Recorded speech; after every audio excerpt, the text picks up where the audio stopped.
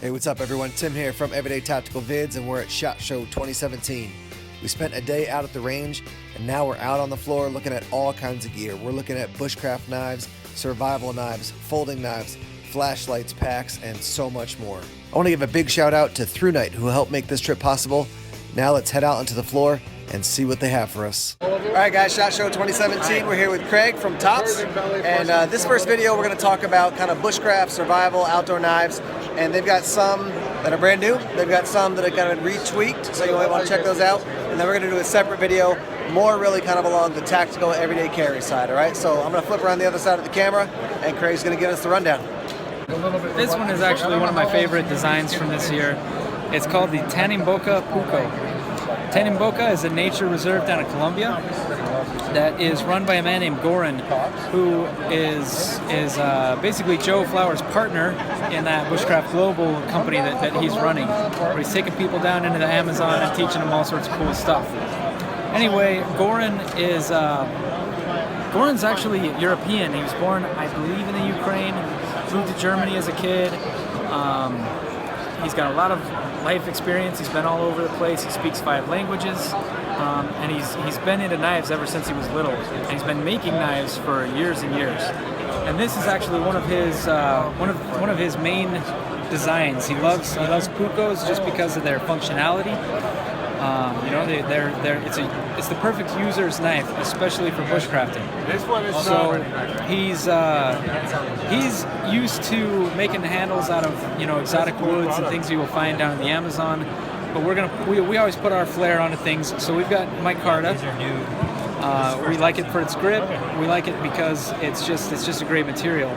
But we did thick handles on this. They're 1/2-inch slabs on each side. But we've contoured them quite a bit, so they look and feel almost like that traditional rounded wooden handle would. Only I think that you're going to get a little bit better. You're going to get a little bit better grip out of these. Other than that, it's a traditional Puko design. We've got our modified Scandi grind on it. But I just think that for the bushcrafters out there, this is going to be like the perfect setup. You've got a 3 to 3.5-inch blade, which is right in the sweet spot for bushcrafting. You've got a nice, comfortable handle. You've got the blade comes very, very close to the handle, so for fine work, you've got what you need. I just think this is a really good package. Once we're ready to release, we're going to have a deep carry leather sheath for it, and we'll probably set it up so that it could be like a neck carry as well. Next up, this one is called Yacare. And basically that means caiman, which is an animal that's similar to an alligator or a crocodile. They're a little bit smaller. They're all over the place down in the Amazon. This is actually a design that I came up with. It was meant to be kind of like a machete, but in Idaho, machetes just, you know, they're a little too thin. And so we went with something a little bit thicker. We're looking at 3/16 steel. It's 1095, but we took the grind way up so that we've got a pretty thin blade on it, but we've still got the kind of the weight and the heft that you'll get with that thicker stock. The inspiration from this actually came from a trip that I took down to Costa Rica with my wife, and then it kind of solidified after I went down to Colombia on that Bushcraft Global trip. I just said, you know what, I really want to do this. It's got belly, basically the entire blade. At the thickest point is about right where I would be aiming for if I'm chopping. We made some changes to the handle. This actually got its first look at Blade Show in 2016. But we've made a few changes. That higher grind, the change to the finger guard here. We made the handle just a little bit more ergonomic overall. So this thing is very comfortable. Going to be a great machete. I can't wait to release it. And not just because I designed it, but it's going to be fun. Okay, next up, I won't keep you guys waiting any longer, is the Fieldcraft folder. What can I say? We debuted this at SHOT Show 2015. So this is our 3rd SHOT Show with the Bob folder still not released. The reason is because we're just not known for folding knives. We're a fixed blade knife maker. And so we we had to do a lot of learning to get this to work properly and to be as strong as we could make it. But I do want people to be aware it is still a folding knife. It's not a fixed blade, so don't treat it like a fixed blade. Right. But it is a very strong folding knife. Part of the reason that it takes so long is because every time we make a change, we have to remake a prototype, heat treat it, assemble it, test it. We have to do the whole 9 yards every time we make a change, and that's a timetable of weeks to months, not days or hours. And so it's not as simple as making a change on the drawing and then saying yes, this will work or no, it will not. We actually tested each prototype separately. So that was part of what took so long. Plus, we're still doing everything that we always do. We were still releasing new knives, we're still making new stuff. And so this knife, it's not like every single day we're making new changes to it. That said, we did a lot of things to this to finally make it what it is. We've got the kinks figured out, and we're ready to do what we're going to call the pre-production run. Basically, the last prototype we made, we said, yes, this is good, we're finally there. And we did a run of 50 knives only, and we're going to release just those 50 first, before we do the actual run. So these will be, they're all engraved pre-production, they're all given a number of one of, two of, and so on, up to 50. When we release the actual production version of this, we're going to start serial numbers at 51, not 001 like we would normally do. So there will never be a Bob folder that is 001. So the idea here is that this will be kind of a collector's piece.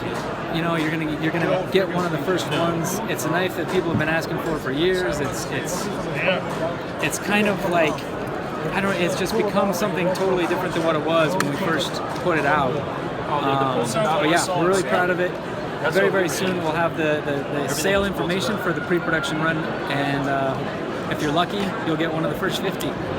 Next up, sticking with the survival theme. If you need to get into something or through something, this will be the knife to do it. Basically, earlier this year, Leo came up to me one day and he's like, you know what? I'm gonna make a big chopper. I was like, okay, cool. So he's like, okay, and he walked away and he came back to my office about 20 minutes later, put a drawing on my desk, like he was already done. And he's like, this is what we're gonna do. And I'm like, yes, absolutely. So we went, we made one, we made two actually, put it together, took it out into the woods. The first swing went about 3 inches deep into a branch. Clean cut, you know, no breaking on the branch, just clean. And so basically right from the first swing, we knew it was done, like no changes needed.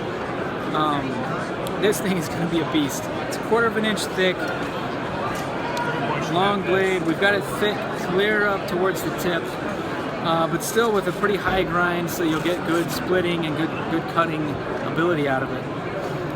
But yeah, basically it was just one of those things where Leo says, I'm gonna do this, and then does it. So El Chete is gonna be a lot of fun. Next up in the survival type category, this one we're calling Grandpa's Axe. The story behind this one is actually really cool. Typically with Tops Designs, we either work with an outside designer or Leo designs the knife. Leo's designed a lot of the knives we make. I don't even know how many, but just tons of them are designed by him. And this year we decided to do kind of a contest in-house where we said, you know what, we're going to do a contest. Whoever designs the best hatchet or tomahawk, we're going to make it, and we're going to credit them as the designer, and we just use it to kind of build even more camaraderie amongst our employees, which we already have a lot of. The funny thing here is that this design is actually Leo's dad's. So we did a blind judging on it, where we just got the drawings. They didn't have a name on them. They didn't have anything. And we each, there's 3 or 4 of us that picked the top 3, and this one was either number 1 or number 2 for everybody. So really kind of a fun thing that we did.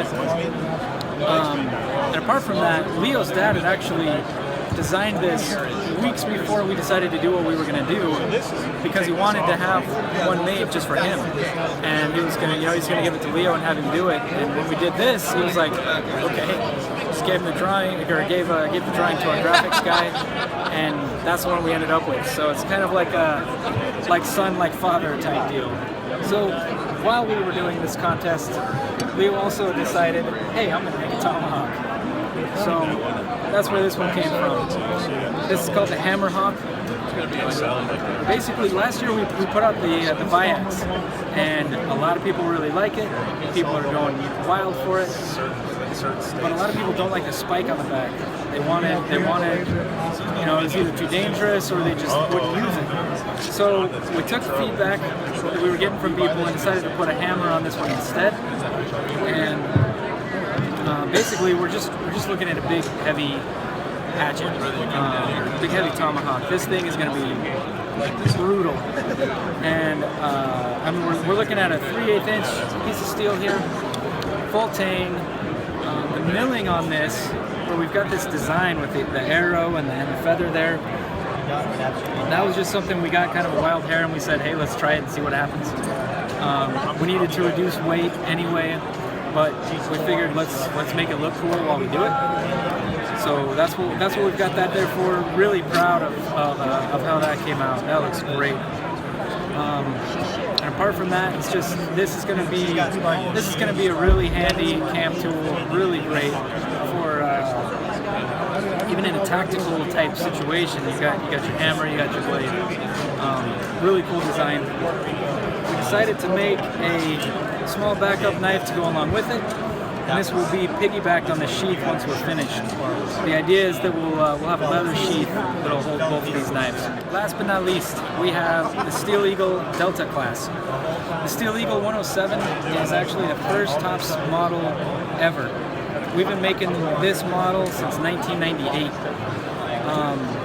It's always been a good seller for us because it's just classic. Big blade, heavy knife, do whatever with it kind of deal. What we wanted to do this year is we wanted to kind of revamp it. So we gave it a different finish. We've got a Black River Wash-esque finish on it with a tumble. It kind of gives it that stone-washed look. There's still a layer of Cerakote over it to keep it to prevent from rust. But I think my favorite part of this is actually the handles. We decided to sandwich 2 pieces of micarta in between a liner. So we got black canvas micarta, we got a red liner, and then tan canvas micarta on top. We wanted to do that, first of all, just because we thought it would look cool, but second of all, it gives this more of almost an axe handle type grip. So it really fills out your hand, and it's just I don't know, it's just comfortable for chopping and doing kind of the heavy work that you would do with a knife like this. So we're pretty excited about that. These will be released probably pretty early in the year, and ideally we will be releasing them with this tan Kydex. Next up, we just have something fun. You know, almost every guy that has come to the table this morning has been like, if I only had this when I was a kid. And so we've been getting this all day. But we're looking at what is a slingshot, but it's also a folder. So why? Because it's fun.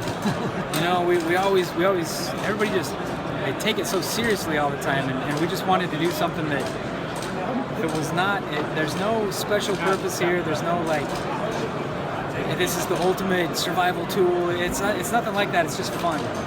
So we got the folding knife, we got the slingshot, and the idea here is that once this is all said and done, this piece will be removable, and we can replace it with other items: shovel, spatula, grilling fork, you know, whatever you can think of. Just fun. And so look for this one probably late in the year. But yeah, it's gonna be tons of fun. What's up, guys? Tim here from Everyday Tactical Vids, bringing to you another EDC light that I used at SHOT Show. This is the TC12 V2. This runs on an 18650 battery. It does have from a very low firefly setting up to a very high setting and strobe as well. Your output on the TC12 V2 goes from 0.5 to 21 to 200 to 472 to 1100 lumens. Another noteworthy fact about this light is that it's USB rechargeable. For some people, a flashlight like this is a little bit big for EDC, but for me, it's just fine. I used it all day today at SHOT Show. It didn't bother me, and I wasn't really aware of it unless I had to take it out and actually use it. This is what it looks like in hand. As you can see, you've got your end switch to turn it on, and then your selector switch there. And I was actually using this in the hotel a little bit, shining it down the hallways later at night when no one was awake. And man, this thing definitely throws quite a bit of light. Links are down below if you want to click over to Amazon and pick up one of these lights. Again, the Thrunite TC12 V2. Thanks for checking out the videos. More coming soon. Take care.